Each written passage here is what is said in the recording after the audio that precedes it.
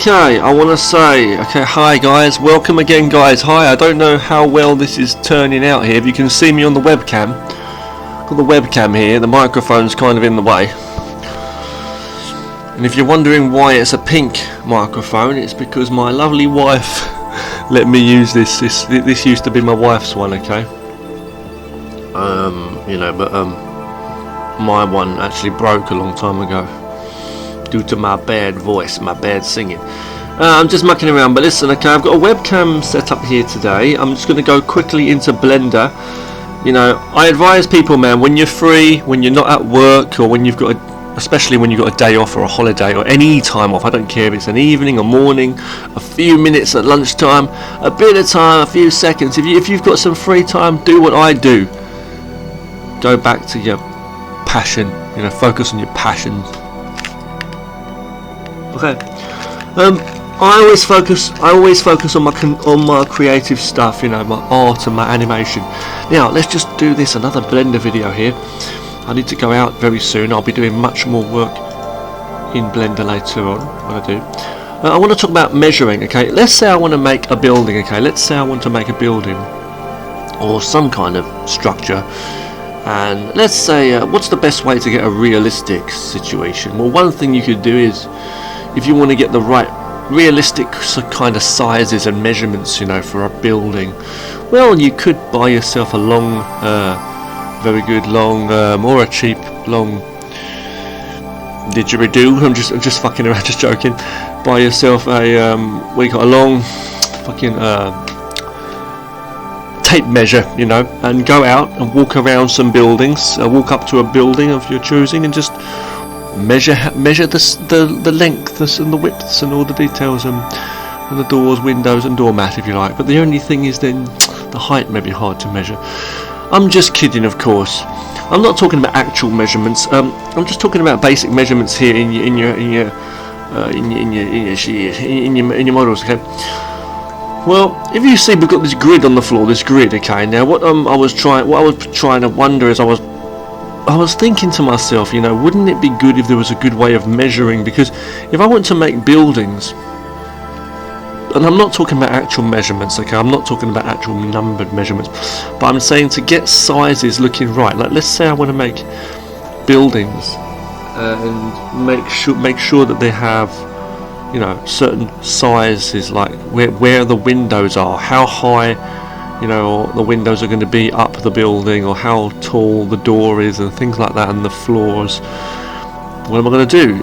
If I make 2 buildings or 3-4 buildings, I'm going to need to make sure that they're all, you know, the same height. Now that may be hard to do, because you may just make a building at any size and then resize the building, but you're going to find that the proportions get wrong. You want to get it at the right height. So, you know, you saw me do this before.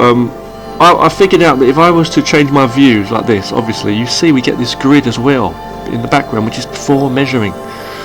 So I could adjust this here, see, look, to like this sort of side here, you know, like that. But my point is not that. My point is where the windows are going to be on the door. So let's just pretend this is a square house, okay, a square building, okay. Well, if I make just a quick copy of that, holding Control and pressing D on the keyboard, then I'm going to press Y and then move the mouse across. We've got 2 buildings now. It doesn't matter what kind of shape. This could be a longer building or whatever, you know, even holding Shift. That was Shift, by the way, just then. And holding Shift on the keyboard and middle mouse button to move across like this. Yeah, you can see, okay, that this could be even longer or a different shape or anything, you know.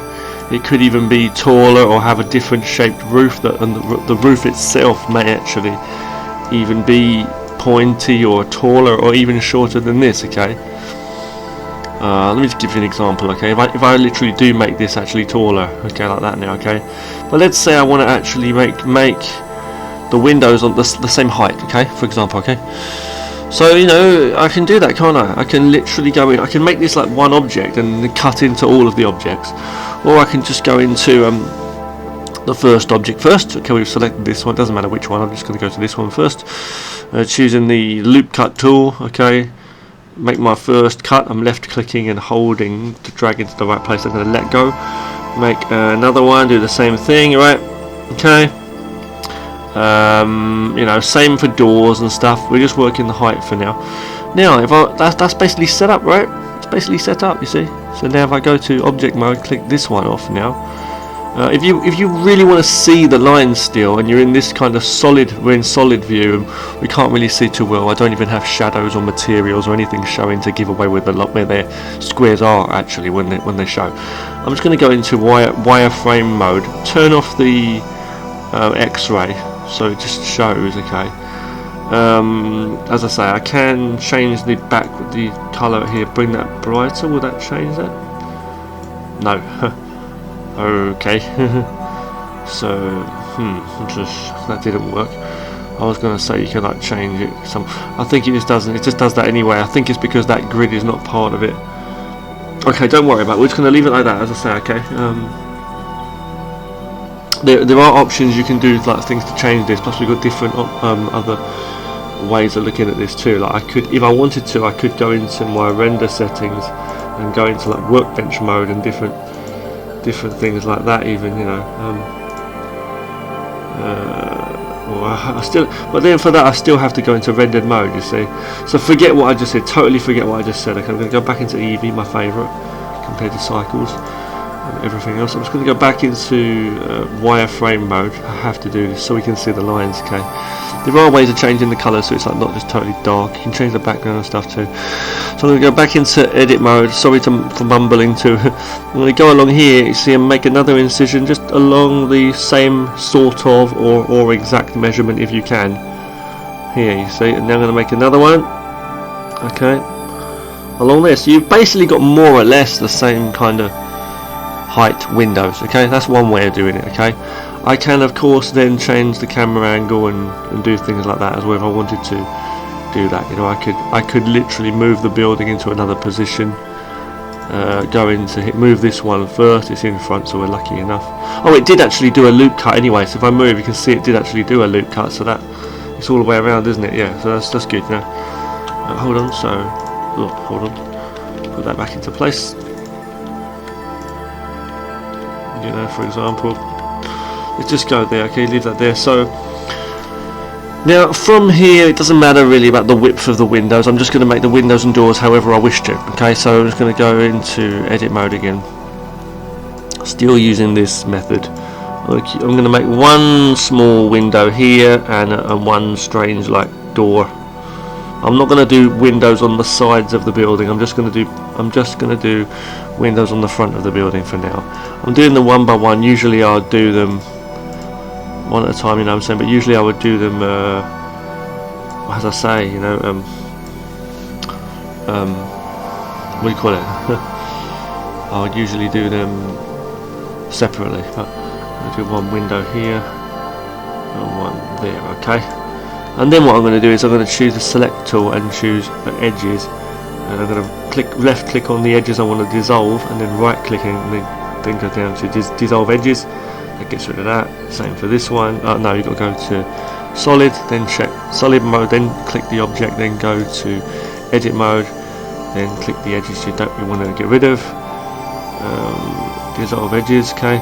Then just the ones that you literally have to, like, because this is a door, we don't want that split on the door there. The rest of them you don't need to worry about as such necessarily, unless you want to do specific things. But if that light's in the way, I can literally turn off the visibility for that light here and over here, because that line was kind of in the way there, right? So what else? Certain things that are in the way. You can rename your objects too, don't forget. Yeah, the ones that are currently, like, you know, being worked on, they go brighter when you go into edit mode anyway. I'm going to go into here and I'm going to go to select face mode and select the actual window and the door. Okay, I'm going to push them in with the extrude. Oh, I need to go out soon. I don't have time now, but I'm going to show you this really quickly. Okay, push them in like that. Then I'm going to go to inset, just slightly inset them a little bit more, and then push those in as well. Okay, and that's just giving me that. I'm not going to give a window to the door. We don't have much time now, you see. And I could do the same thing on the other side, as I say, just really quickly. I don't have much time now, but you know. Same thing, insetting the, like that.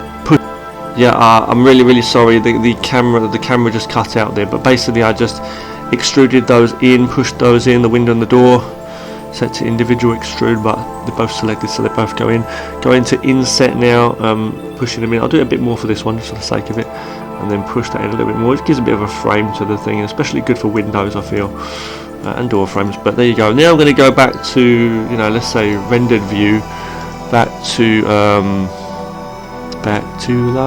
reality. Go back to object mode. Just change the background a bit, the colour. It's a weird colour, I know, but so there's no actual colour set for the buildings here, as you notice, but it's alright. I'll just turn the light back on, or the light there. Okay, so that's showing. You see, that's how we get those shapes.